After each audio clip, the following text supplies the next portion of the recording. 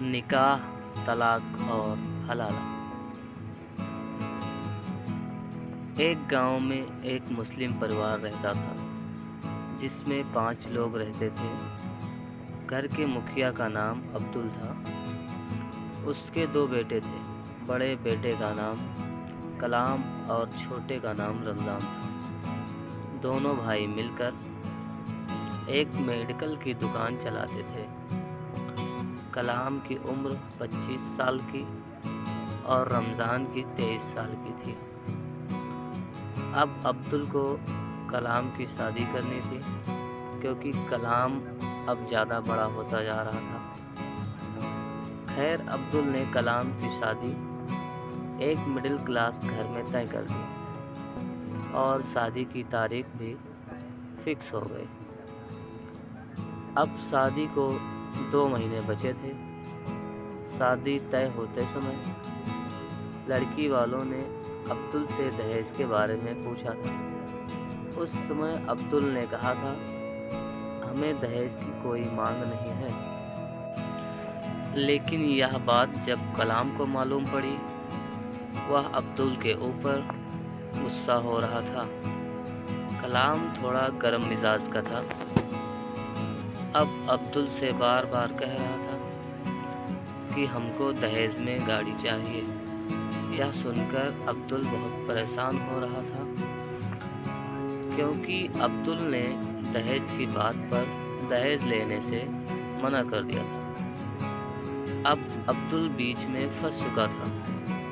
خیر، بڑی مشکل سے کلام کو عبدل نے یہ کہہ کر سمجھایا کہ میں گاڑی کی بات لڑکی والوں سے کہوں گا۔ کچھ سمے اور نکل گیا پر عبدل گاڑی کی بات لڑکی والوں سے نہیں کہہ پایا۔ اب شادی کو 1 مہینے بچے تھے۔ بڑی ہمت جٹا کے عبدل لڑکی والوں کے گھر گیا اور ان سے گاڑی کی بات کہی۔ یہ سن کر لڑکی والوں کے ہوش اڑ گئے۔ وہ لوگ بہت پریشان ہو گئے۔ لڑکی والوں نے عبدل سے کہا کہ ابھی تو میرے پاس اتنے پیسے نہیں ہیں کہ میں گاڑی دے سکوں اور شادی بھی بہت نزدیک ہے۔ ہوتے کرتے اس بات پر سہمتی ہوئی کہ میں گاڑی شادی کے بعد دے دوں گا۔ پھر شادی کی تاریخ آ گئی اور نکاح ہو گیا۔ اب کلام کا نکاح ہو چکا تھا پر کلام کو گاڑی کھٹک رہی تھی۔ کچھ دن تک تو کلام نے بہت مشکل سے صبر کیا، پھر اپنی بیوی پر ظلم کرنا شروع کر دیا۔ وہ روز اپنی بیوی کو گاڑی کی بات کہتا اور اس کو مارتا پیٹتا۔ یہ سب دیکھ کر عبدل ہی بہت پریشان ہو رہا تھا۔ اس نے سوچا کہ جا کر لڑکی والوں کو گاڑی کی بات پھر سے کہتا ہوں، پر عبدل جا نہیں سکا۔ جتنا وقت گزرتا گیا، وقت کے ساتھ ساتھ ظلم بڑھتا گیا۔ ایک دن کلام کافی غصے میں تھا۔ وہ اپنی بیوی کو گالیاں دے رہا تھا۔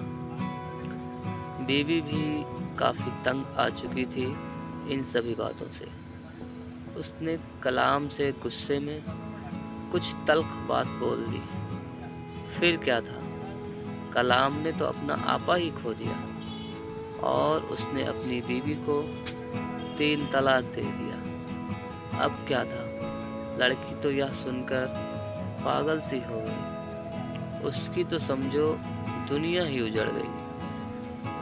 جب یہ بات عبدل کو پتہ چلی تو اس نے سوچا، یہ کیا ہو گیا؟ گھر میں تو سمجھو ماتم سا چھا گیا تھا۔ لڑکی اپنے ماتا پتا کے گھر چلی گئی اور وہ اپنی عدت پوری کرنے لگی۔ کچھ وقت گزر گیا اور اس کی عدت پوری بھی ہو گئی، پر وہ کسی سے بات تک نہیں کرتی تھی۔ اب کلام کو اپنی غلطی کا احساس ہو رہا تھا۔ وہ پھر سے اس لڑکی کو اپنے نکاح میں لانا چاہتا تھا۔ پر اس کے لیے پہلے حلالہ کرنا ہوتا ہے۔ اب عبدل کے بھائی رمضان کے ساتھ لڑکی کا نکاح کر دیا گیا۔ اب نکاح ہو گیا تھا، ساری باتیں پوری ہو چکی تھی، پر اب رمضان اس لڑکی کو طلاق نہیں دے رہا تھا اور وہ لڑکی بھی کلام کے ساتھ رہنا نہیں چاہتی تھی۔ اب رمضان نے طلاق نہیں دینے کا فیصلہ کر لیا تھا اور وہ اس کا حق بھی تھا۔ اب لڑکی رمضان کے ساتھ خوشی خوشی رہنے لگی اور کلام نے اب اپنے غصے کی اور لالچ کی وجہ سے اپنی زندگی برباد کر لی تھی۔ اس کہانی سے ہمیں یہ سبق ملتا ہے کہ آدمی کو اپنے غصے اور لالچ پر قابو رکھنا چاہیے، نکاح کو آسان بنائیں اور گناہ سے بچیں۔